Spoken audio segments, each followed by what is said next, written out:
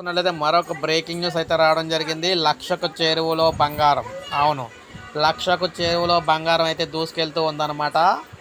మనం చూసుకుంటే మళ్ళీ పెరిగింది. అవును, పసిడి ధర మళ్ళీ పెరిగింది. దేశ రాజధాని ఢిల్లీలో 10 గ్రాముల మేలిమి పసిడి 24 క్యారెట్లు ధర మనకి 400 పెరిగి 78,000కు చేరుకుంది.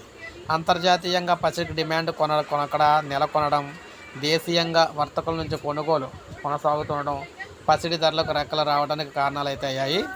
అయితే మనకి ఇక్కడ చూసుకున్నట్లయితే నిన్న 77,850 వద్ద ముగిసిన బంగారం ధరలు మరో ₹400 పెరిగి తాజాగా గరిష్ట స్థాయికి అయితే చేరినాయి అనమాట. అయితే మరోవైపు వెండికి కూడా పసిడితో సమానంగా డిమాండ్ కొనసాగుతుంది. కిలో వెండి తాజాగా మరో ₹1,000 పెరిగి 94,000 మార్కును అయితే చేరుకుంది.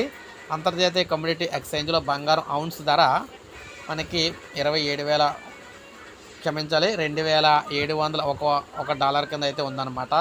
ద్రవ్యోల్బణం కట్టడికి ఇన్నాళ్ళు కూడా వడ్డీ రేట్లు పెంచుకుంటూ వచ్చిన కేంద్ర బ్యాంకులు ఇప్పుడు వృద్ధికి ఊతం ఇచ్చేందుకు వడ్డీ రేట్లను తగ్గించేందుకు ముందుకొస్తున్నాయి. దీనికి తోడు పశ్చిమాసియాలో మరోసారి ఉద్రిక్త పరిస్థితులు నెలకొనడం ద్వారా కూడా పసిడికి డిమాండ్ అయితే ఏర్పరుస్తుందని చెప్తూ ఉన్నారు. మొత్తం మీద లక్షకు అయితే చేరుకుంటుందని చెప్పేసి చెప్తున్నారన్నమాట.